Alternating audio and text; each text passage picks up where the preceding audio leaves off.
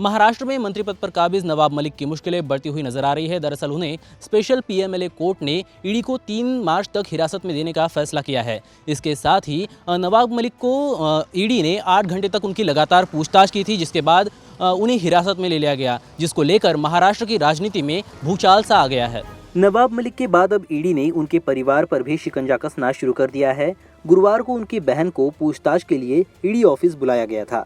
इसके बाद केंद्रीय जांच एजेंसी ने उनके भाई कप्तान मलिक को भी पूछताछ के लिए समन किया। इसी कड़ी में कांग्रेस, शिवसेना और एनसीपी के लगभग सभी मंत्री, विधायक, सांसद और हजारों कार्यकर्ता मुंबई में मंत्रालय के बाहर प्रदर्शन कर रहे हैं।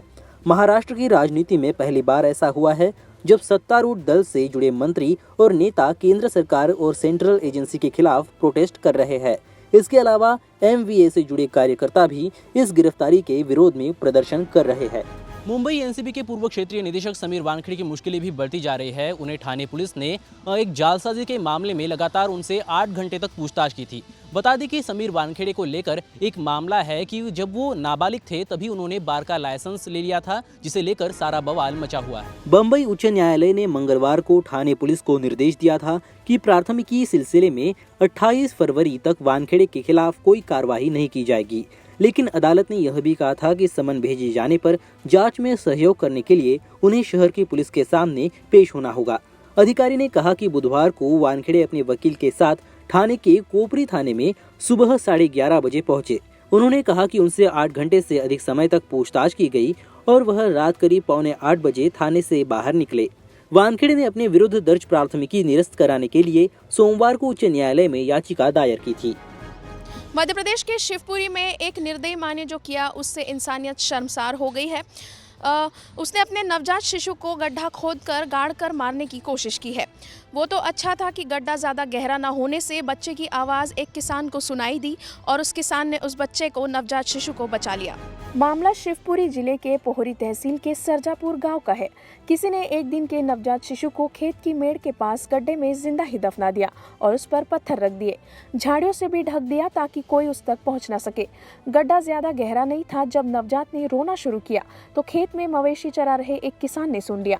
जब किसान ने झाड़ियां और पत्थर हटाया तो वहां जमीन में नवजात को गड़ा देखकर वो भी कुछ पल के लिए स्तब्ध रह गया। नवजात जिंदा था, इसीलिए किसान ने तुरंत 100 नंबर पर कॉल करके नवजात के मिलने की सूचना पुलिस को दी। पुलिस ने मौके पर पहुंचकर नवजात को अस्पताल पहुंचाया। नवजात के सिर, घुटने और पंजे पर जख्म होने से उसे एसएनसीयू शिवपुरी में भर्ती कराया गया है। केंद्रीय मंत्री नितिन गडकरी आज 24 फरवरी को उज्जैन जाएंगे और वहां पर नए स्वीकृति कार्यों के मार्गों की घोषणा करेंगे। जानकारी के मुताबिक केंद्रीय मंत्री नितिन गडकरी उज्जैन आगरा झालावाड़ रोड चौड़ीकरण और देवास उज्जैन बदनावर 4 लेन मार्ग निर्माण का भूमि पूजन करेंगे। भारतीय राष्ट्रीय राजमार्ग प्राधिकरण 8 महीने पहले उज्जैन झालावाड़ रोड को 10 मीटर चौड़ा करने और देवास उज्जैन बदनावर 4 लेन मार्ग का निर्माण करवा रहा है। हालांकि इसका भूमि पूजन काम की शुरुआत के पहले ही होना था, लेकिन मंत्री नितिन गडकरी के समय भाव के कारण ऐसा नहीं हुआ और प्रोजेक्ट आरंभ हो गया। सांसद अनिल फिरोजिया ने बताया कि मंत्री नितिन गडकरी सड़क निर्माण कार्य का भूमि पूजन करेंगे और पिछले साल स्वीकृत सड़कों का काम जल्द शुरू करवाने की घोषणा करेंगे। गोरखपुर के चिल्लूपार विधानसभा क्षेत्र से भाजपा प्रत्याशी व पूर्व मंत्री राजेश त्रिपाठी के काफिले पर बुधवार रात हमले का मामला सामने आया। आरोप है कि गोला इलाके के कौड़िया गांव में जनसंपर्क के दौरान पूर्व जिला पंचायत सदस्य भरत यादव के दरवाजे पर मौजूद लोगों ने प्रधानमंत्री और मुख्यमंत्री के खिलाफ अभद्र टिप्पणी करते हुए हमला किया है। उत्तर प्रदेश में ऐसा नजारा पहले कभी देखने को नहीं मिला। लाठी डंडा लेकर रास्ता घेरने की कोशिश की गई और मारपीट पर लोग उतारू हो गए। गनर और ग्रामीणों की मदद से किसी तरह से राजेश अपने समर्थकों के साथ निकले और पुलिस को सूचना दी। देर रात राजेश त्रिपाठी ने गोला थाने में तहरीर दी। पुलिस ने मामले की छानबीन शुरू कर दी है। जानकारी के मुताबिक भाजपा प्रत्याशी कौड़िया गांव में बुधवार देर शाम जनसंपर्क के लिए आए थे। भाजपा के बूथ अध्यक्ष उत्कर्ष के यहाँ समर्थकों संग जनसंपर्क करने पहुंचे थे। इस दौरान साथी कार्यकर्ता पीएम नरेंद्र मोदी, मुख्यमंत्री योगी आदित्यनाथ एवं प्रत्याशी राजेश त्रिपाठी के समर्थन में नारे लगा रहे थे। कौशाम्बी के बाद अब प्रधानमंत्री नरेंद्र मोदी आज प्रयागराज पहुंच रहे हैं। यहाँ प्रयागराज की सभी 12 विधानसभा सीट के साथ पड़ोसी जिले प्रतापगढ़ की 7 सीटों के भाजपा और उनके सहयोगी दल के उम्मीदवारों के समर्थन में वह फाफामऊ में चुनावी सभा को संबोधित करेंगे। उनकी सभा में आज दिन में 2 बजे शुरू होगी। शहर उत्तरी विधानसभा के फाफा मऊ स्थित बेला कछार जय गुरुदेव परिसर में आयोजित चुनावी जनसभा के माध्यम से पीएम मोदी कुल 19 विधानसभाओं के वोटरों को संबोधेंगे। इसके साथ ही पीएम केंद्र सरकार के साथ प्रदेश की योगी सरकार की उपलब्धियों को यह गिनाएंगे।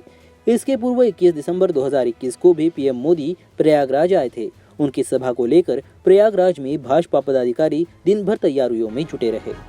अब से थर्ड पार्टी बीमा कराने के बाद ही सड़कों पर घोड़ा बग्गी दौड़ पाएगी। ये फैसला बुधवार को दक्षिणी दिल्ली के नगर निगम स्थायी समिति द्वारा लिया गया। दक्षिणी निगम ने ये फैसला अपने साथ साथ घोड़ा मालिकों की सहूलियत के लिहाज से लिया। दक्षिणी निगम ने उत्तरी निगम क्षेत्र में घोड़ी बग्गी से घटित एक दुर्घटना को संज्ञान में लेते हुए फैसला लिया। सड़क पर घोड़ा बग्गी के दौड़ के दौरान कुचलने से एक व्यक्ति की मौत हो गई थी। यह मामला 30 हजारी कोर्ट पहुंच गया। इस मामले में कोर्ट द्वारा घोड़ा बग्गी का लाइसेंस देने के नाते उत्तरी निगम से मृतक को मुआवजा देने का आदेश दिया गया। दक्षिणी निगम ने इस मामले को संज्ञान में लेते हुए अपने क्षेत्र की घोड़ा बग्गियों का थर्ड पार्टी बीमा कराने का निर्णय लिया, ताकि कभी घोड़ा बग्गी से कोई दुर्घटना हो तो बीमा कंपनी इस दुर्घटना से संबंधित मुआवजे का भुगतान कर सके। घोड़ा बग्गी मालिकों को निगम से गाड़ी चलाने का नया लाइसेंस लेने और पुराने का नवीनीकरण करते उस समय उस थर्ड पार्टी के बीमा कागजात अनिवार्य रूप से जमा कराने होंगे। देश की राजधानी दिल्ली में मौसम का मिजाज बदलने वाला है। दिल्ली में मौसम साफ है, लेकिन संभावना जताई जा रही है कि आने वाले 25-26 फरवरी को बारिश हो सकती है। सिर्फ दिल्ली में नहीं, उत्तर और पूर्वी भारत में भी मौसम में बदलाव देखने को मिल सकता है। पश्चिमी विक्षोभ के कारण मौसम में बदलाव देखने को मिल रहा है। वहीं उत्तर प्रदेश में 24 से 26 फरवरी तक बारिश की संभावना है। मौसम विभाग की माने तो दिल्ली में आज आंशिक तौर पर बादल छाए रहने की संभावना है। वहीं 25 से 26 फरवरी के दिन बारिश की संभावना बनी हुई है। इस दौरान बादल गरजने व बिजली चमकने की संभावना है। इस दौरान अधिकतम तापमान 27 डिग्री सेल्सियस व न्यूनतम 12 डिग्री सेल्सियस रहने की संभावना है। 26 फरवरी के दिन को लेकर मौसम विभाग द्वारा येलो अलर्ट जारी कर दिया गया है।